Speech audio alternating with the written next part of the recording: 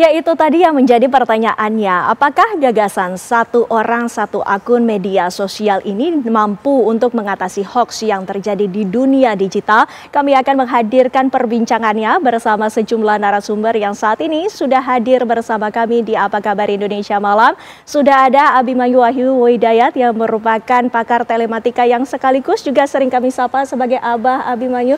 Selamat malam, Abah. Selamat malam. Ya, sehat? Alhamdulillah sehat. Alhamdulillah. Ya. Dan juga hadir bersama kami juga Nova Mujahid yang merupakan peneliti dari Drone Emprit. Selamat malam, Bang Nova. Ya, terima kasih sudah hadir bersama kami. Dan nanti kita juga akan terhubung permisa bersama Mardani Alisera yang merupakan Ketua DPP PKS yang nanti akan juga menjabarkan bagaimana sebenarnya latar belakang dari gagasan ini. Sebelum itu, Abah, kami ingin menanyakan bagaimana tanggapannya. Satu orang, satu akun media sosial, mungkinkah? Kalau ide itu dari DPR, mending kalau ngelucu coba yang lain deh ya DPR-nya gitu. Saya dari tadi saya ketawa Pak Mas Nova di ruang gini loh. Ide itu ya boleh sih pemikiran ya, tapi kenapa lebih baik sebagai wakil rakyat mengutarakan ide, berpendapat itu juga sesuatu yang bermanfaat bagi masyarakat. Dalam konteksnya kita melihatnya begini, apabila membatasi berarti mengkhawatirkan. Kalau sesuatu dibataskan berarti mengkhawatirkan kalau ada banyak. Ya, nah kalau ada banyak dikhawatirkan berarti ada sesuatu yang dianggap tidak benar kalau banyak. Nah, dianggap tidak benar, apakah itu berarti banyak yang berbicara buruk, berbicara yang tidak baik, ya, berbicara kebohongan? Yeah. Saya balik tanya sama bambangnya dan kemudian orang-orang DPR, apa DPR-nya orangnya ngomongnya selama ini ngomong benar? Kan enggak juga. Jujur saya nggak bilang semuanya berbohong, semua benar, tapi apakah semua kebenaran yang disampaikan?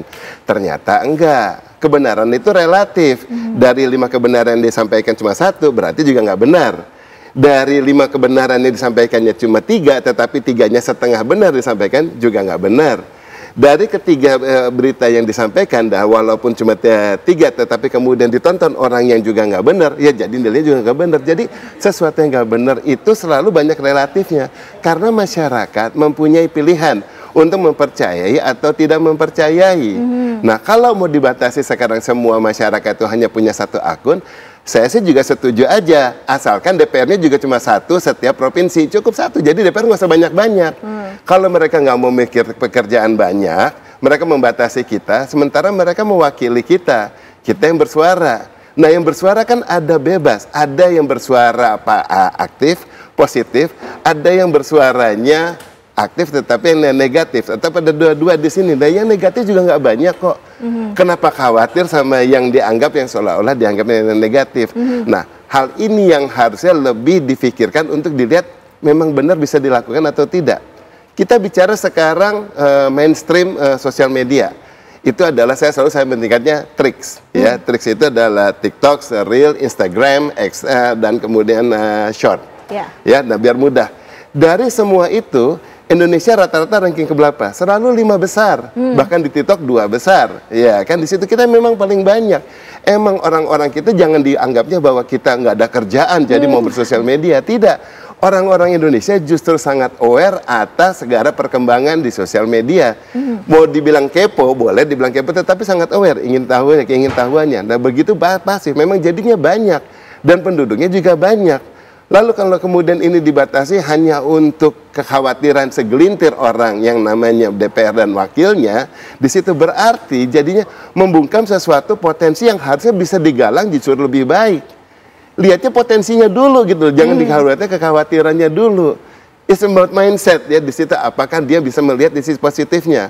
Kalau langsung dibatasi berarti seakan-akan melihatnya negatifnya saja. Nah sekarang tanyain si Pak Bambang itu dan yang lain-lainnya. Itu mereka di sana ternyata saling komplot, bukan berkomplotan lah ya, bersepakat ternyata berbagai partai, idenya katanya sudah banyak, nanti Pak Noval yang cerita. Semuanya ide ini kan keluarnya hampir sama seperti itu. Nah berarti semuanya ada suatu kekhawatiran. Tetapi sekarang dibanding dengan potensinya, dibanding dengan datanya, bagaimana? Mereka sudah melihat sampai ke arah data tersebut belum? Sebelum sampai mengusulkan ini. Nah kalau baru ngusul, lebih baik usul yang lain yang lebih positif deh. Komentar awal saya sih kayak gitu aja dulu. Nah itu yang menjadi pertanyaan, apakah ini nantinya akan adanya kekhawatiran dari DPR bahwa media sosial ini ternyata ada kekhawatiran ada fitnah di dalamnya, dan juga adanya hoax, dan juga adanya penggiringan opini yang sebenarnya dalam media sosial ini dianggap auranya atau vibes-nya itu kalau kata orang sekarang itu negatif. Nah, kita akan langsung konfirmasi kepada Bang Mardhani, apakah sudah terhubung bersama kami. Bang Mardhani, selamat malam. Malam. Ya, Bang Mardhani, ini adalah perbincangan yang memang sangat menarik. Kami ingin mengetahui sebenarnya apa yang menjadi latar belakang satu orang, satu akun media sosial, Bang. Yang pertama, ini masih ide umum, dan saya ditanya dan saya bilang layak dikaji, karena jangan sampai media sosial yang harusnya jadi sarana pembelajaran jadi oleh orang-orang yang tidak bertanggung jawab menjadi sarana perusakan. Tetapi syaratnya berat. Syarat pertama, satu, tidak boleh mengganggu kebebasan berpendapat, berkumpul, berserikat. Yang kedua, jangan ada pemaksaan, apalagi impose ancaman hukuman. Yang ketiga, lebih diperkuat literasinya. Kita tahu media sosial manfaatnya banyak, tetapi di beberapa kegiatan kita melihat ada juga dampak negatifnya. Demikian. Nah, tadi juga kami sudah sempat berbincang mengenai dampak negatifnya. Apakah dari pihak DPR sendiri, mungkin Abang bisa mewakili, ada kekhawatiran sehingga ada pembatasan tersebut, Bang? Jadi ada kaidah 1000 orang membangun bisa dirusak dengan 1 orang yang tidak bertanggung jawab.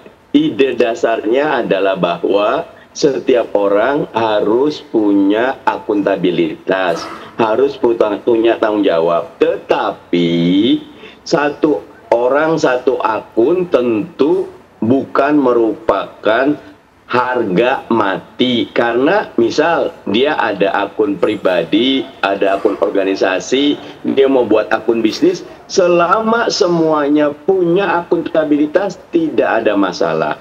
Yang harus diingat, pendekatan ini harus diikuti dengan teman-teman dari Badan Siber dan Sandi Negara, teman-teman Cyber Bareskrim, lain-lain yang melakukan penindakan preventif kepada kelompok-kelompok yang merusak, yang menggunakan sosial media bukan untuk tujuan kebaikan. Tetapi hampir 90% pengguna sosial media untuk tujuan yang baik, begitu. Nah, kami juga ingin mengkonfirmasi nih, datanya seperti apa? Mungkin Drone Emprit juga memiliki datanya. Sebenarnya volumenya seperti apa perbincangan yang terjadi di media sosial, Bang Nova? Tapi ditahan dulu, kita akan membahasnya usai jeda pariwara berikut ini, pemirsa. Kami akan kembali.